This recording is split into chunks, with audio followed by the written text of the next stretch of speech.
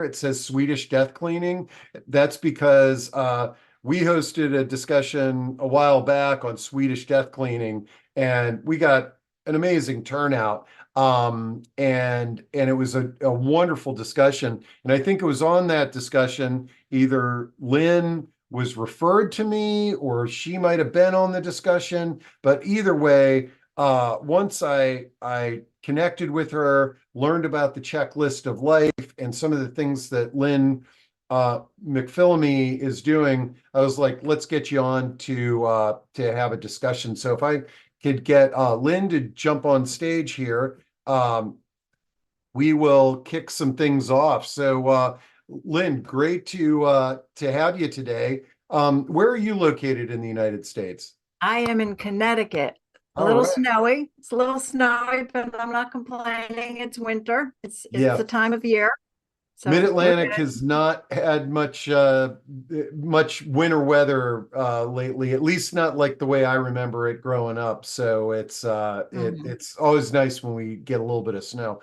But the so Lynn, let's kind of like jump right into this. It's that we're going to talk about organizing, Swedish death cleaning, a lot of stuff today. But you Yep. created you created a book or a guide called The Checklist of Life.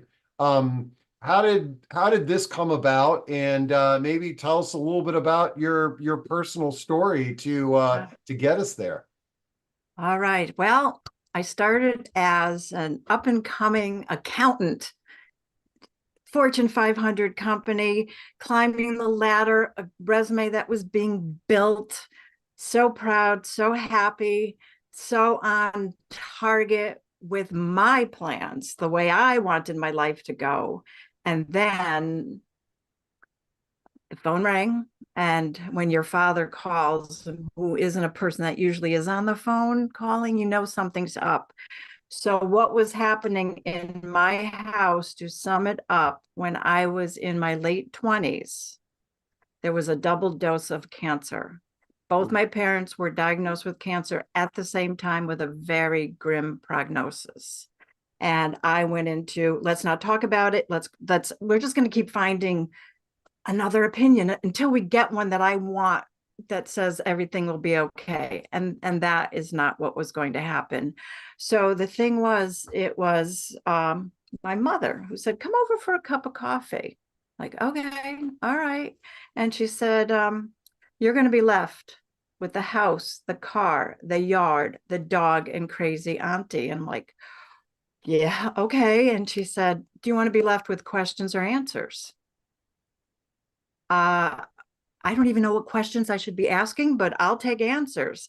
So that's when the adventure began. And that what question changed the trajectory of my life.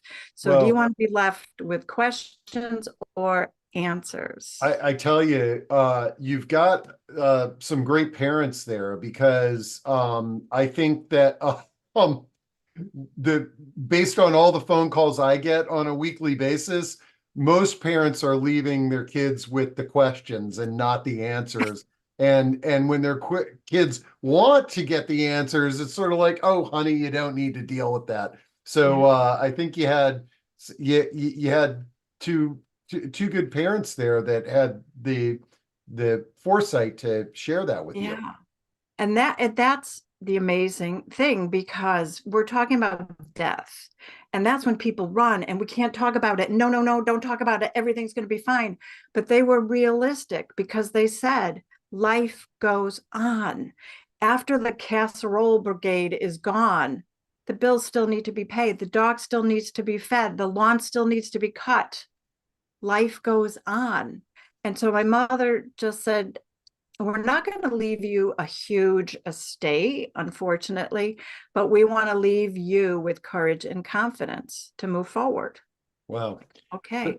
So now, out of curiosity, how long did they end up living after that Um, conversation? um, I'll just say they died within 9 months of each other. Wow. So it was, it was, it, um, I call this required urgency that we Mhm. were working under, so off I went. I was ready to learn whatever they wanted to teach me. And I was open to it. My heart was broken. I was shattered, but I didn't want to miss any minute with what my parents wanted to share with me. And it was quite the adventure. So, all right. So my father he loved his yard, loved his yard. My father even planted perennials in his garden that I could use when I was married someday. Like, he had hope, and he said, don't worry, the perennials will keep coming back. But anyway, one of the things, come out in the yard, big yard. He said, come out, you're going to need to cut the lawn. I'm like, Dad, I have a college education. I can do this. We don't need, he goes, just. So we went to the shed, and I see a big old lawnmower. I'm like, yay, it's a tractor. He's got a big yard. I'll just hop on and drive away, and it'll be okay. And he's like, mm. And I look down and I see that it's ignition and not one of those things. And I said, where's the key?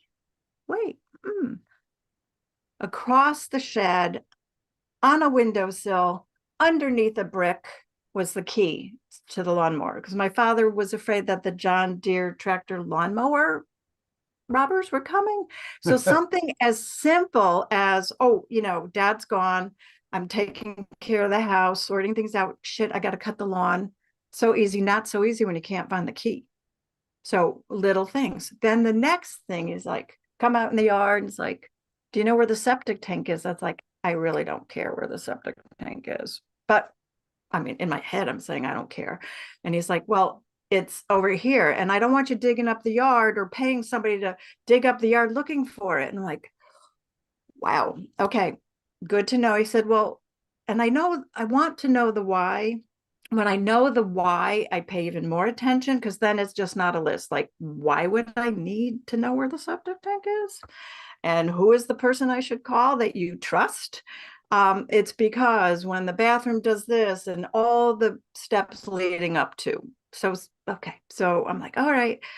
And he's like, come in the house. Okay. So now he's looking at the furnace, and he hands me a couple of things. And I kept saying to him, just write it down, put it in a file, put it in a file. It's like, okay. I said, Dad, are we done in the yard? Like, before you start showing me stuff in the house, are we done in the yard? And he's like, well, I drew this up for you. So this is, let me get to it. There we See go. that? My Yep. father's map to the septic tank, all Wow. stepped out, whole, there's no missing where that baby is. Okay. I'm like, file it, please. So he did. All right. So now we're in the house. Well, he said, the furnace, you're going to have to clean the coils. I'm like, okay, I can do this. And he was empowering me. Give me education, give me knowledge. And with that comes confidence. So he had a lot of confidence in me. So, okay, more directions. I just need to read you for a moment what cleaning the coils mean. Because it's like, I don't know, run something through. Okay, 5 pages, but I'll spare you. Before starting, turn off the furnace at the bottom of the stairs, because there will be hot water in it, and you must make sure that all the hot water leaves the furnace. Okay. Then turn off, use the top valve, turn it right, attach the hoses, the rusty end of the hose, put it in the bucket filled with a gallon of water, and add acid. Okay, it goes on and on. So I'm telling you, my father had faith in me more than I did. So the point was, I'm sure you can do it, because I'll show you how. And I said, okay, love to, but when you start talking about acid, I'm getting a little nervous. Who should take care of the furnace for us if I don't do the cleaning? So I got the names and numbers of the people that he believed in, that he trusted, that took care of the house, instead of going, holy crap, let me find out somebody somewhere that can do something, I hope. So he was leaving me contact information and lists. So that was his adventure, like, take care of the yard, take care of the logistics. My mother, on the other hand, was, well, her idea of the to-do list. My father's was, know how to work, how does the house work, how do the finances work, how does the car work, how does all this stuff work. My mother, on the other hand, was, well, she wanted to be remembered. This was her to-do list, to be remembered, to be remembered, and also to plan ahead. All right, so that seemed kind of vague, like, okay, Mom, what are you thinking about? Because I'll do whatever you want me to do.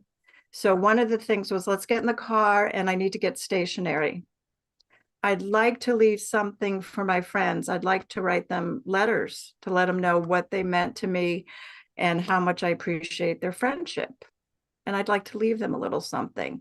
So it was almost a eulogy in reverse. Instead of people telling her at a few, doing a eulogy, she was thinking about a friendship and her appreciation and expressing that to people while they were alive.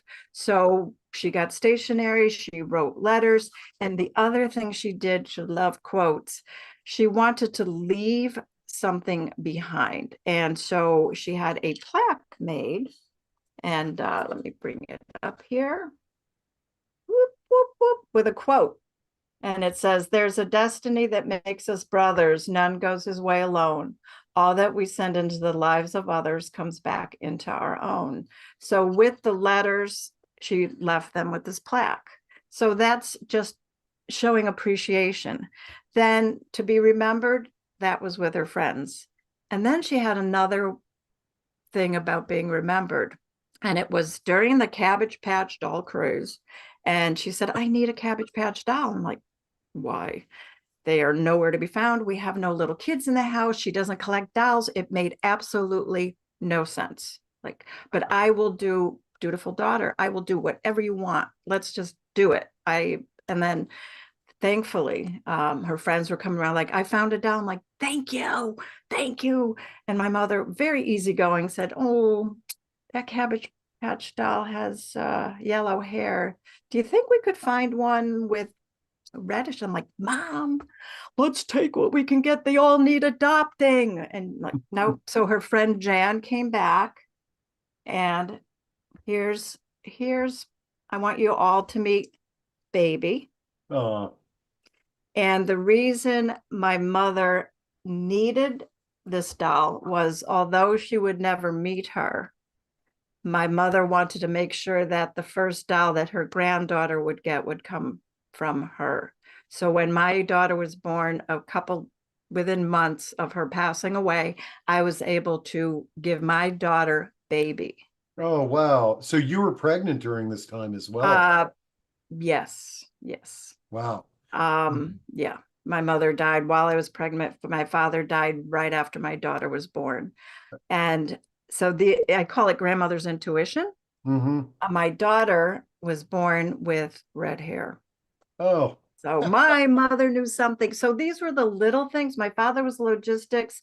My mother was the softer side, the emotional side. So well, those are the little things. what a great story. And like I said earlier, it's very rare, and I hadn't heard this story like when in our previous conversations.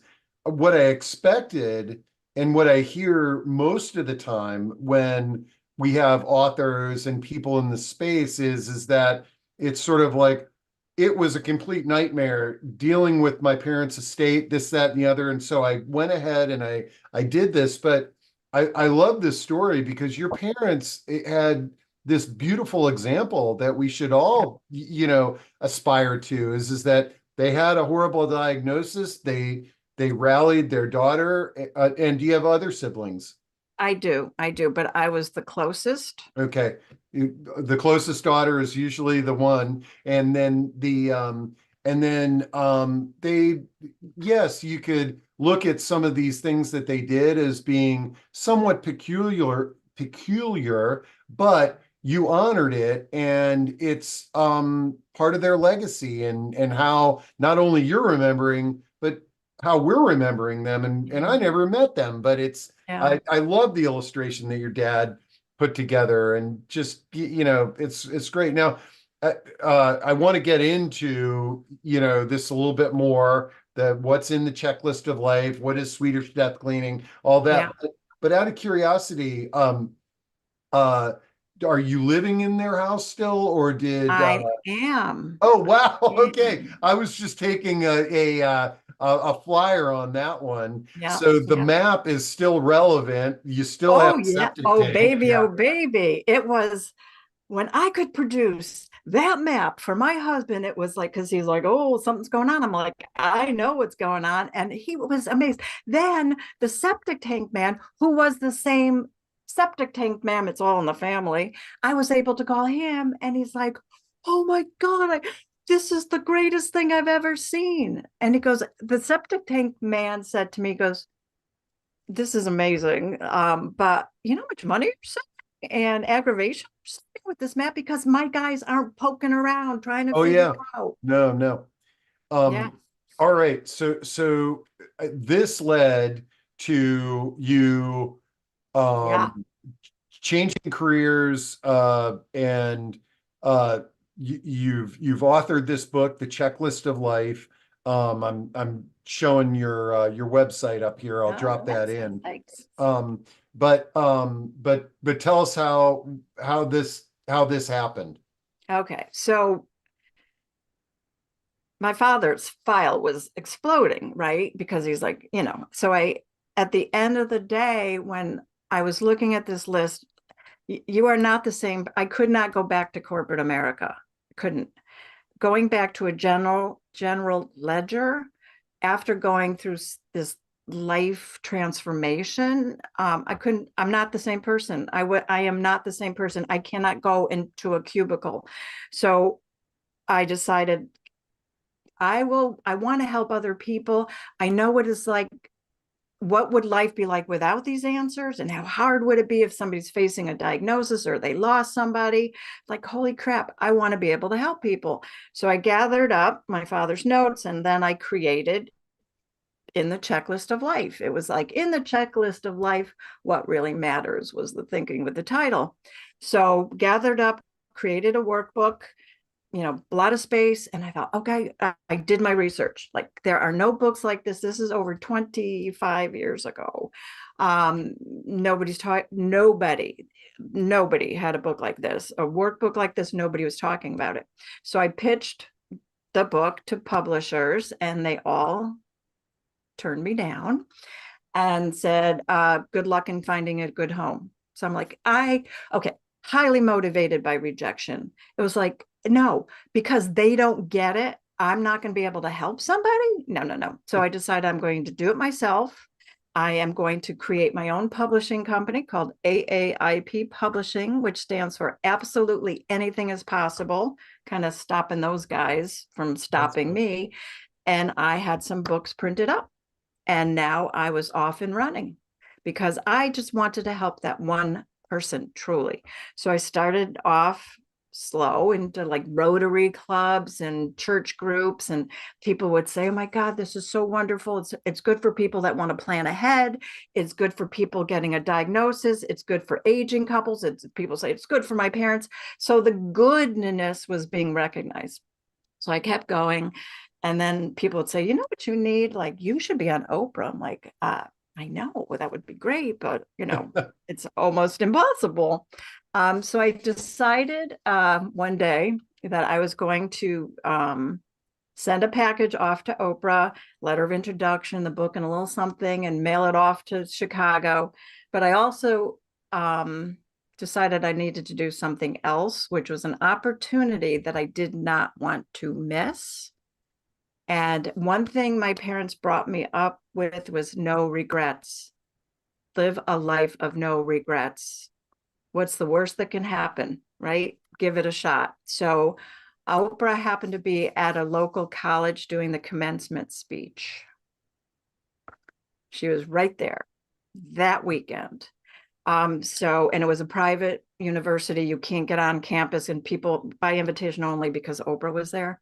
So long story short, I kind of borrowed a truck, put a delivery sign in the window, filled it full of balloons, got on the property going delivery.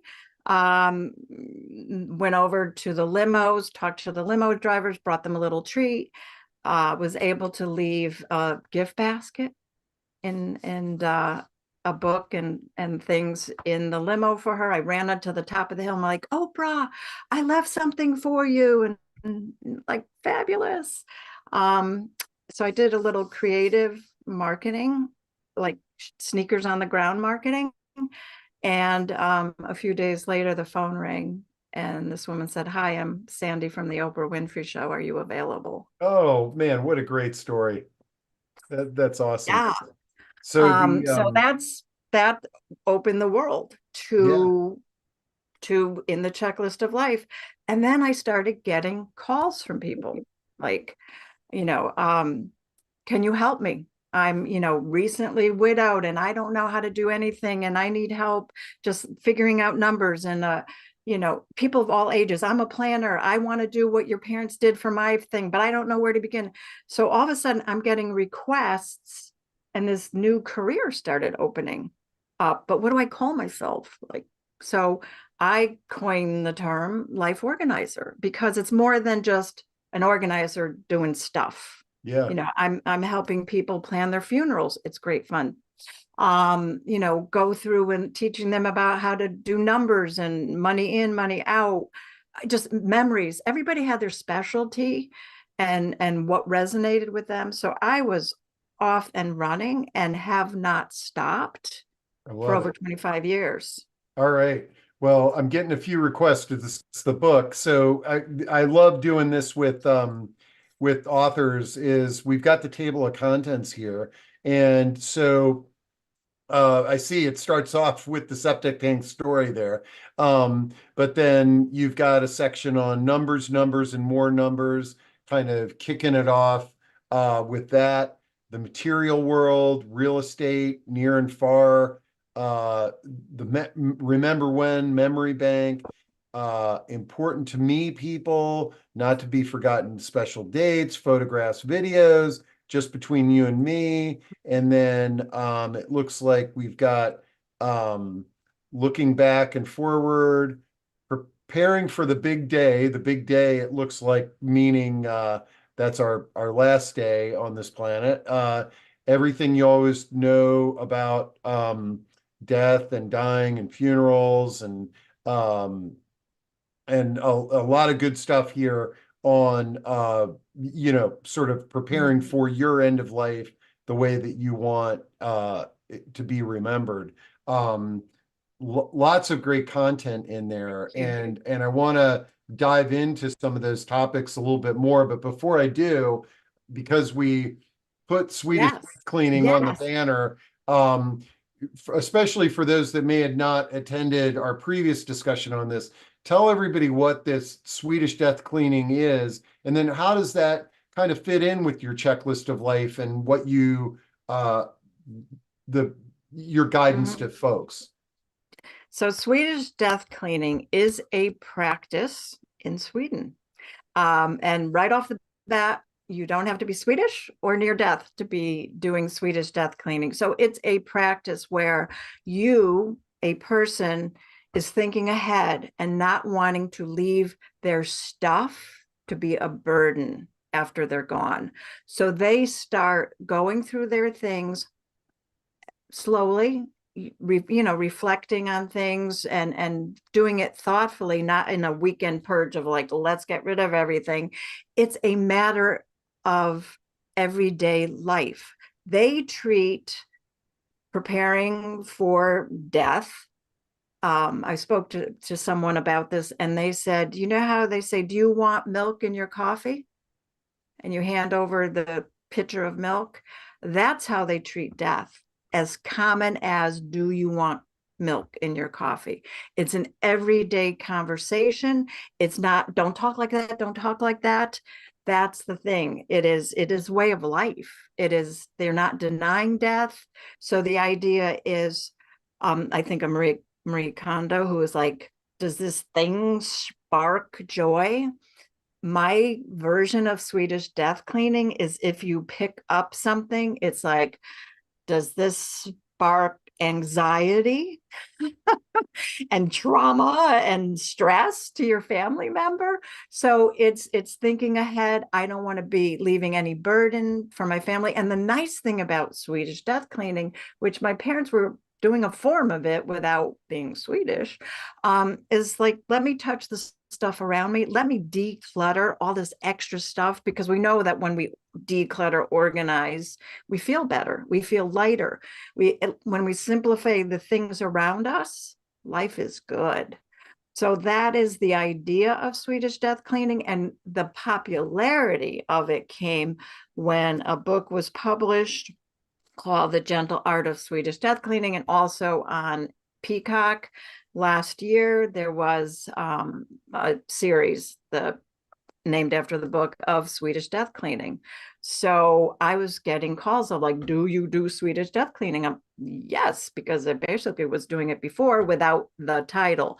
So the idea is more of a philosophy. So Swedish death cleaning is taking control of those things that are yours and deciding what to do with them. You decide if they get donated or sold or whatever, and you're not leaving that for your family to figure out. Yeah. Also, surround yourself with things you love. Mm-hmm. And doing it now, in those of us who have had to do this after somebody passed away, it can be really traumatic, and it can be confusing too, because what did Yes. this mean to my mom? Or, I mean, we make all these assumptions. Oh, don't Yes. get rid of the dining room table, but it's all of that, and Yeah. the guilt. But okay, so now, oh, okay, so we got your background. Yep. We got the checklist of life. We know a little bit about Swedish death cleaning. But you sort of have a philosophy when you're working with families, and I think that you sort of look at things in there's there's two kind of uh things that you talk to people about when you're thinking about organizing your life. Mm-hmm.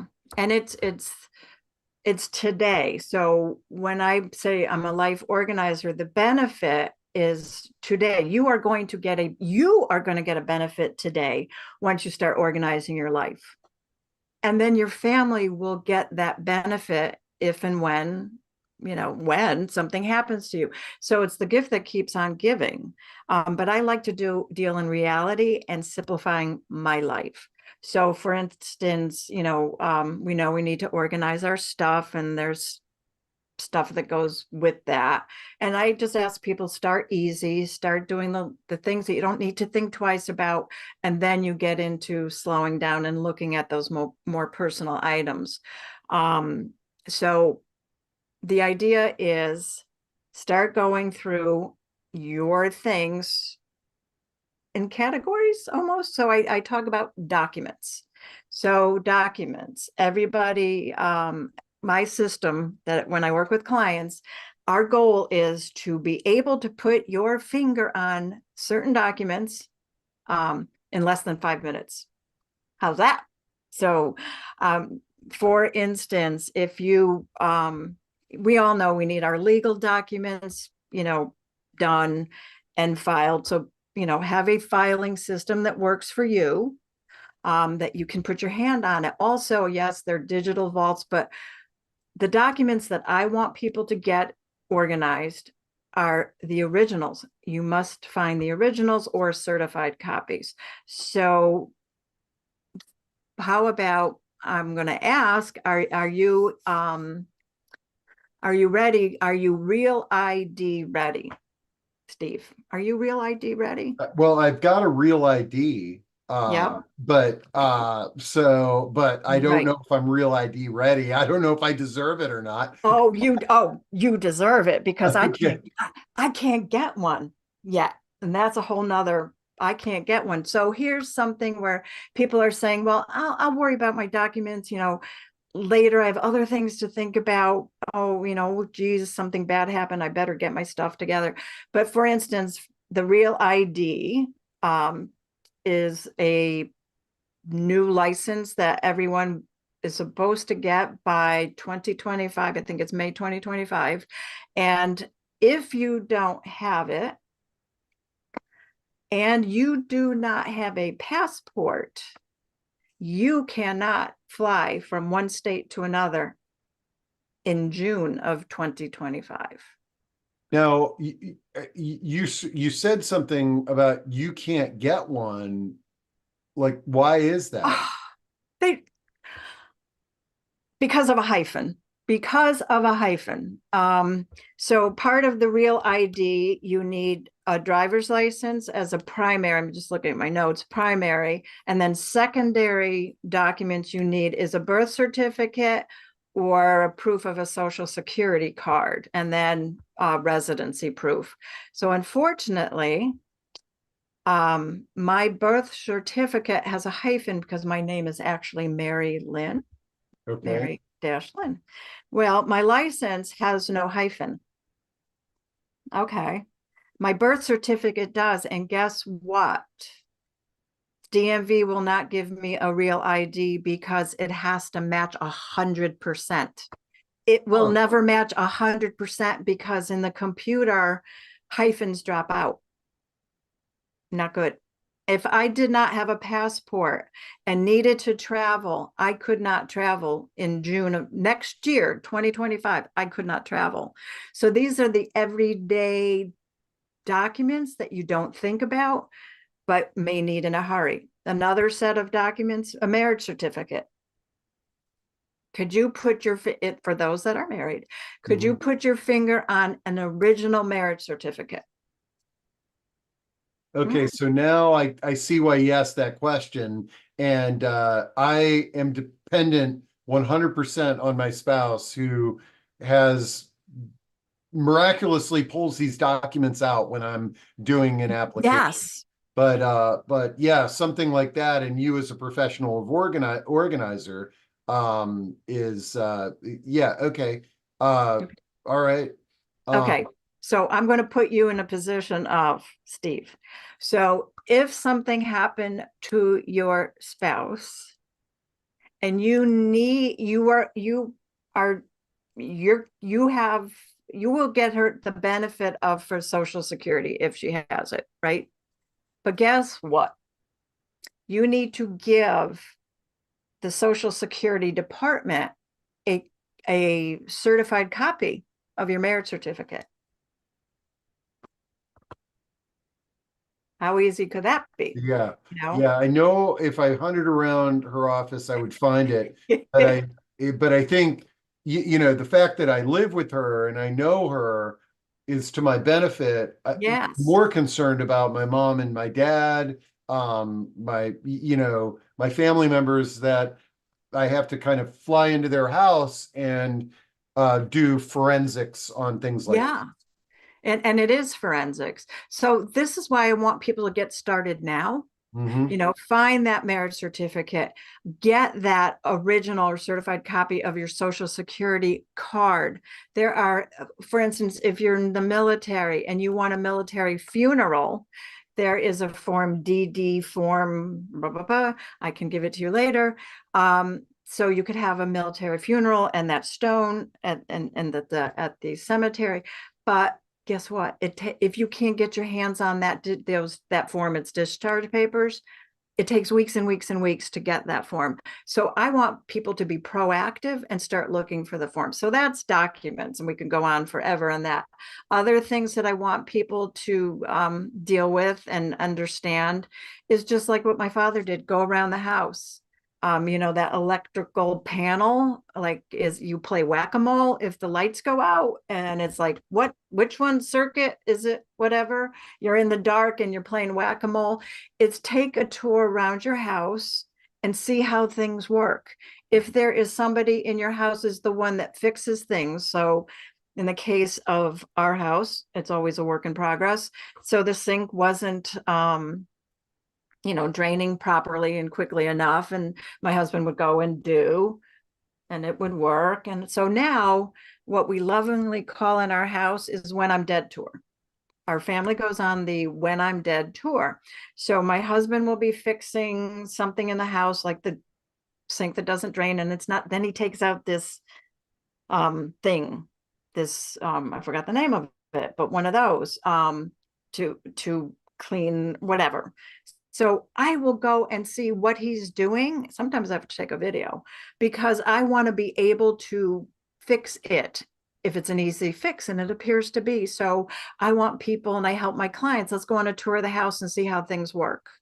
And let's go and get and vet people, like my father, I knew who to call to do the septic tank. So it's like, who are the trustworthy people you can call in case of emergency? So we go, work around the house, touring the house, and it becomes a when situation. Mhm. Even little Well, the things. other thing, as you're talking about the electrical, the circuit breaker, um, it's kind of like, what I'm living in this house right now. Why are we guessing every time we go down there? You know, my wife has the little labeling thing. I could put nice little things on there, but we're basically we're dealing with the handwriting from the original owner of this house, and it could make life more enjoyable for us here. Yeah, you're playing whack-a-mole. So see how the little things, so Mm. the benefits, just kind of the benefits of organizing your life. Yeah. You save time, you save money, you save sanity, you save relationships, because you and your wife just saying, like, what do you mean? I thought, what? All right. Things blow up and they don't need to. So do you see how excited I get that I want people to organize their lives now before a crisis? Because why not? But you have to make time. You No, have to it make it time. it is a tough thing to do. Okay, so I'm looking at the clock, and Yes, if these folks, if we don't answer some of their I know, I questions, know. they're going to lose their mind. But Okay. actually, this is a great one because I posted it in chat, and a bunch of people were curious about your thoughts on it as well. And it's I have two sets of silverware, one from my mother, one from my grandmother. They're so beautiful, but everything needs to be hand washed. Every now and then we use them as a family, and it makes me so happy. But I know my adult children don't want these sets. I would hate to think about them melted down to silver. Does anyone have any suggestions on where to donate or sell? But and somebody had suggested replacements.com. But Lynn, like, is this a question that you've come across over the years? And what are All some of the ways that you help your clients uh, uh, navigate this one? all the time. And so here's what when I'm working with the clients, it's not a tough love, it's a realistic love. That was then and this is now. That was then and this is now. And so when they say my kids don't want, um, you know, there's a place and time. So about your stuff, about the tea thing, you're holding on two sets of it. Pick one, first of all, because thinking ahead, your kids or your family members or friends are going to have to deal with it. So you find a good home for it. What does that mean? Does that mean if you don't want it melted down, is there a place while you're alive and well and not in crisis mode? Can you find a friend or find a restaurant, or some have like tea parties now? Would you like to donate it to them? So you have the time to think about resources. And the thing with replacements, I have lots of resources and they buy things, but they're not as easy to work with as you think. But they're an option. And sometimes melting down. So think about if the silver got melted down and X number of dollars came from it, and you could donate those dollars to a charity. It's another way of thinking about that silverware. The other Because thing, so we had a similar comment on a previous discussion, and Dixie, I remember who did this. She said she took mom's plates in China and made this mosaic art in her backyard and in her bathroom. And I just kind of like typed into Google the what did I say? Art with old silverware. And like, look at what some of these artists are doing. they're turning old silverware into these beautiful sculptures and things in the backyard and stuff like this. I love stuff like that. Yeah. It's not for everybody, but it's a creative way to honor Right. our Right. loved ones and not just have this stuff stored in those padded, it's like they're in a jail cell until They are. They are. It's like, Thanksgiving. yeah, Yeah. it's kind of the long goodbye, I call it. Like stuff starts at your house and then it goes into the basement, then it may go into storage. It's the long goodbye. Yep. Um, and it's Um, so and the nice thing, like you just looked right now, you Googled, you found an option. So this is the nice thing about this discussion today. I'm hoping that people start sorting things out and getting, and then you find good options that make you feel good, oh and your wow. family will be happy too. Hey, look at this. Paula says, anyone parting with a tea service, please let me know. And her email is in chat. You know, See, yeah, yeah. yeah. You know what else I do? All right, I got to jump in on this one. Like we could be here for days. But for instance, this client I was working with said, I don't have time. She was moving to a community. Her house sold instantly. Didn't have time to have things sold. So we had a friends and family tag sale Oh, at her those are house. great. And then they made a donation because she goes, oh, she told her friends, don't feel funny, but if you feel funny that you're taking something from me, there's a basket, put some money in there, and it's going to go to a charity. Her house got cleaned out in such a good way because friends brought their nieces and nephews. It's fun. It doesn't have to be it, this it gloom and wasn't doom. strangers, No. and that's, I think, one of the things for us all to reflect on. Do we want our kids basically having an estate sale when we're gone, a Yep. bunch of strangers coming in the house, taking stuff, Clawing through. or our friends and family, thinking about it. And that's where, you may have a friend who's an artist who's sort of like, well, I'm going to make a mosaic out of this. It's going to be great. Yeah, or Oh, keep asking, keep saying, if not you, do you know somebody who? mhm. And keep going. This is so much Um, fun. okay, let's see. Since we're on a roll here with what to do with our stuff, because this always happens, Rick asks, what about adult children's awards, school papers, dolls, Legos? Rick, I actually, when we had the people from Artifacts on, I wanted to use their app, and so I went through a bunch of our stuff, and my grandfather was the first person on that side of the family to go away to college, and he got a PhD. And so I found his degrees. But as I Wow. reflected on them, it's like, what am I going to do with these things? But you feel so guilty throwing Yeah. it away. But so what are your advice on the awards, the first grade art project, things like that? All right. Two things. When people say, oh, my kids don't want, I beg to differ. Beg to differ.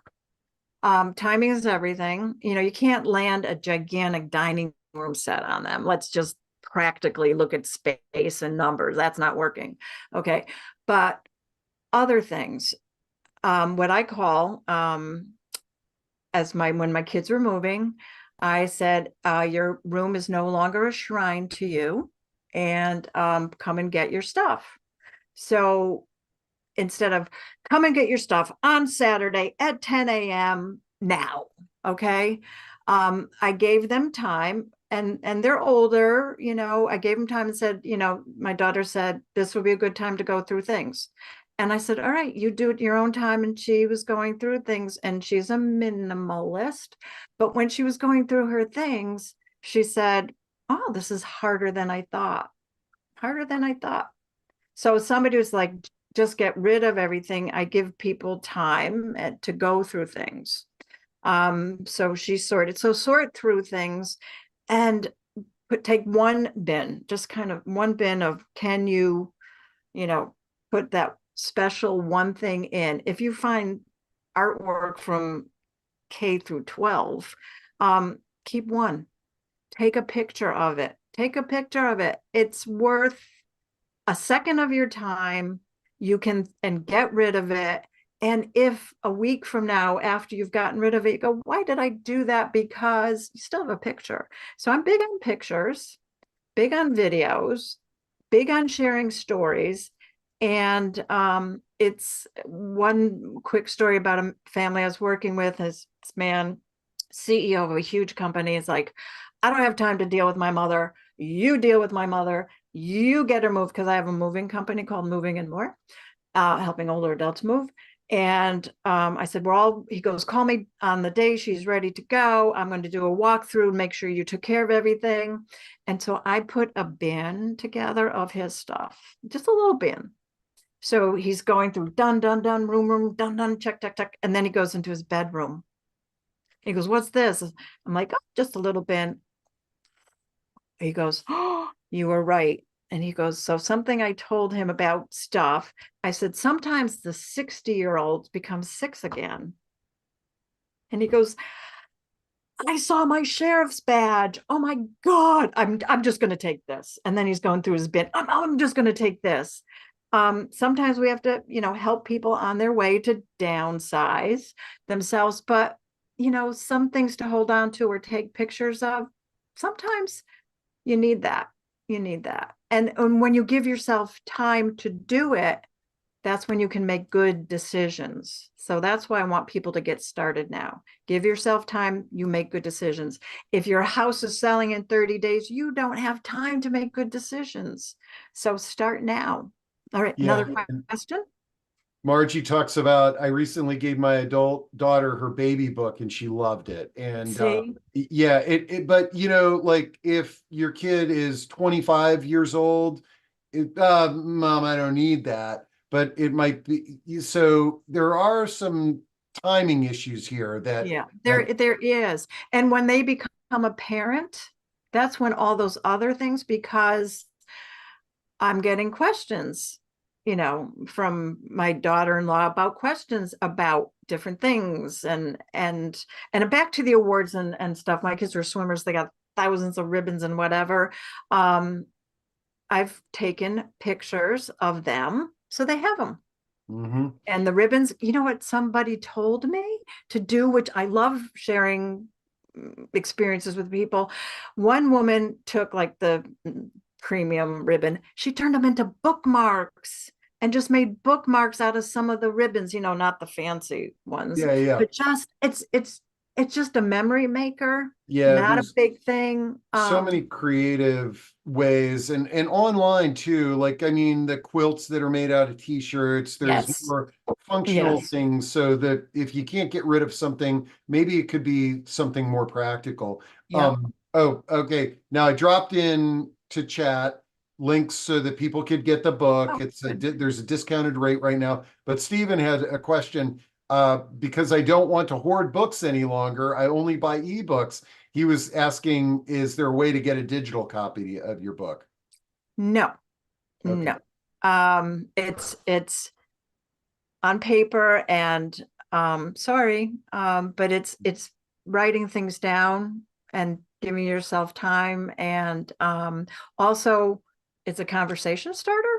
Yeah, yeah. Like with somebody that doesn't want to get started, you blame me. You get the book, you bring it to your mother's house and say, I went to this thing, I saw this thing. What are your thoughts? And then, Yeah, yeah.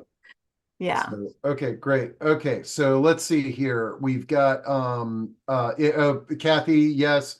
After this, if you go to proaging.com, all of the chat that you see here, all the resources and the recording will be on proaging.com. Okay, so let's see. Adele wanted to bring up the profession of senior move managers. This is some of the function that they do. And if you've never heard of that profession, I dropped in the National Association of Senior Move Managers in chat there. Then somebody was saying, I was reading it earlier, Elizabeth, she just gave all of the drawings and stuff like that to her kids, I'm sure at a certain age, and Yeah. said, "You deal with it," and they were grateful for it, Yeah. and she played around with photo book as well. Yep. Um, Where in Connecticut are you? Somebody was asking. Middlefield, Connecticut. Middlefield. All right. Okay. Um, let's see. One of my friends told me she had her children explain their artwork on a video over the years before Oh, they threw it out. Such a great idea. I wish I had done that. Oh my God. Yeah. And like I think about video too, is that it's also a video of the parent telling what you felt, how the artwork made you feel. So it can be reciprocal. It's the kids and the parents. Great idea there. Um, yeah. That's so good. and and let's see.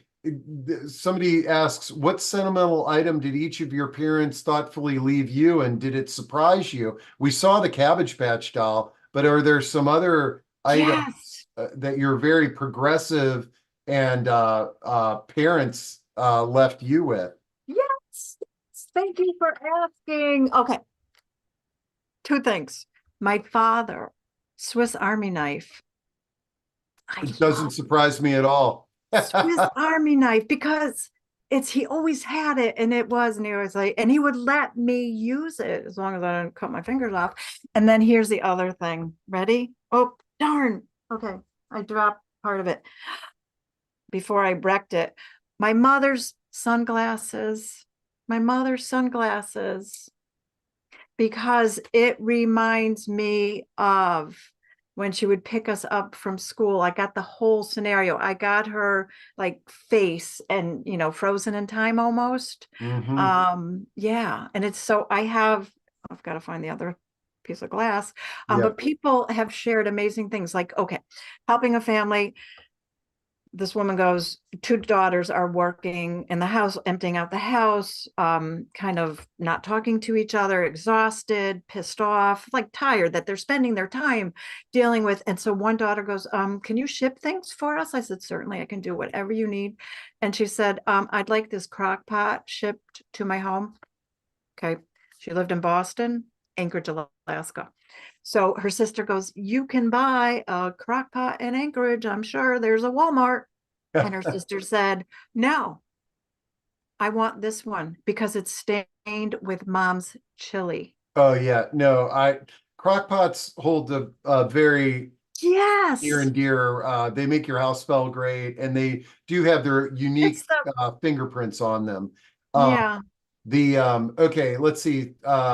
Someone says, and we're getting close to the top of the hour. I'm filling my living room with things on their way out. Some will be donated, but things can be sold. How and where do I set up a digital store, or do you have a better suggestion for selling? I'd like to have a selling option over the next few years as I downsize. And this person is in the Boston area.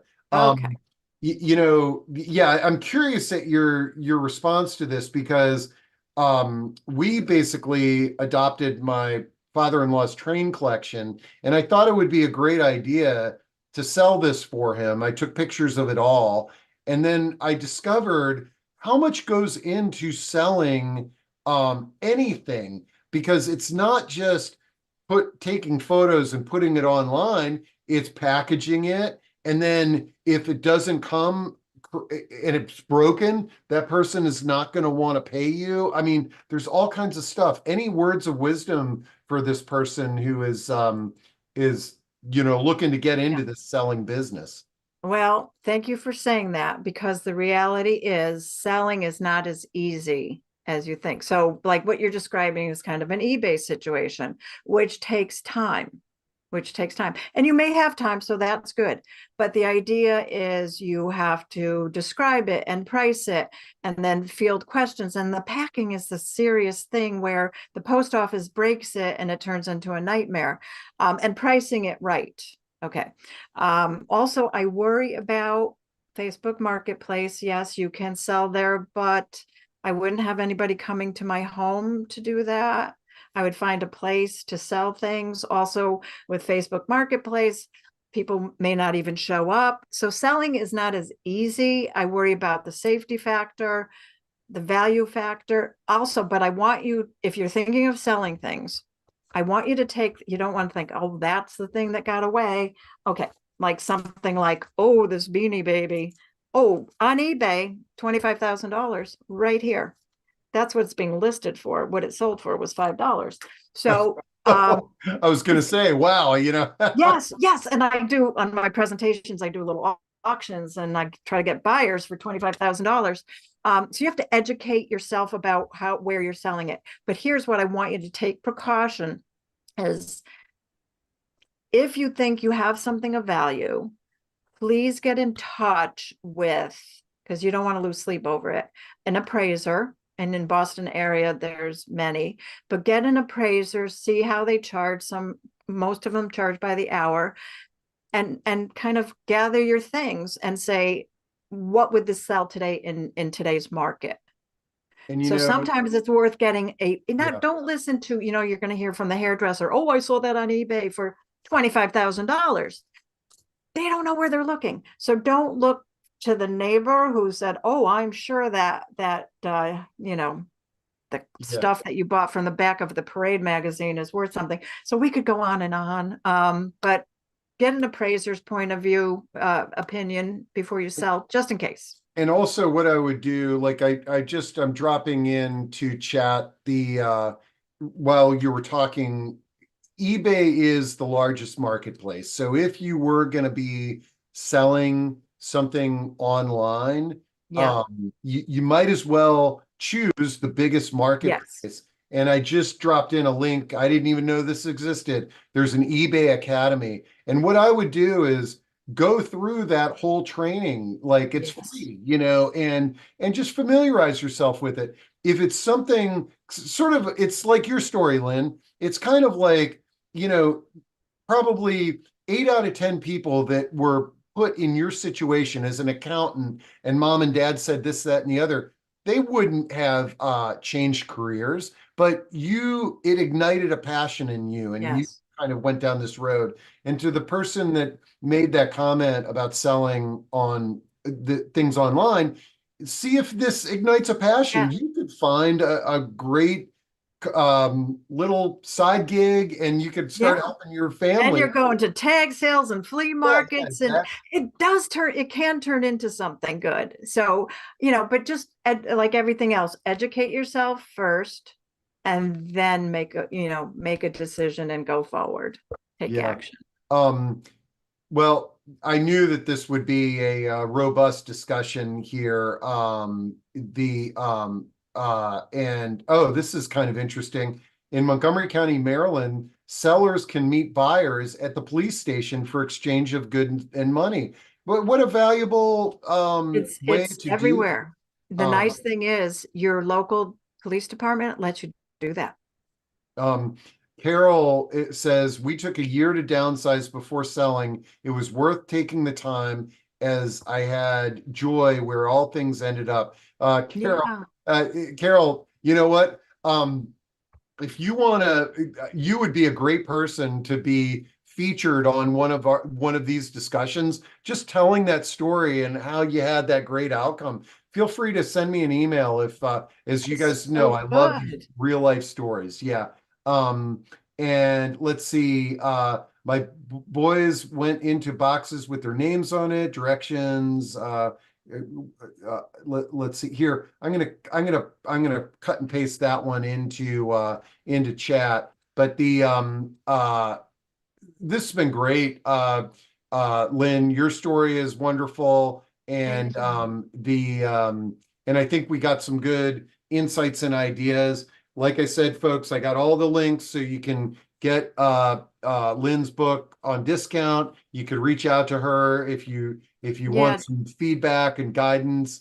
Yeah, And don't hesitate. On my website and in the links, if you have a question that didn't get answered here, or you had a question after you left here and go, wait a minute, it's a complimentary call. I can answer some questions for you. I can kind of guide you on a way for you to get started. So don't hesitate to hop on the little Let's Chat link. I'd love to talk to you. I feel like I know you guys. I love it. All right, folks. Well, this has been wonderful, and we'll look forward to the next one. And don't worry, we're going to keep on doing these what to do with your stuff discussions, because this, along with solo aging, is our number one discussion topic on this platform. All right. Thank Thanks so you. much, Lynn. You're Okay. welcome.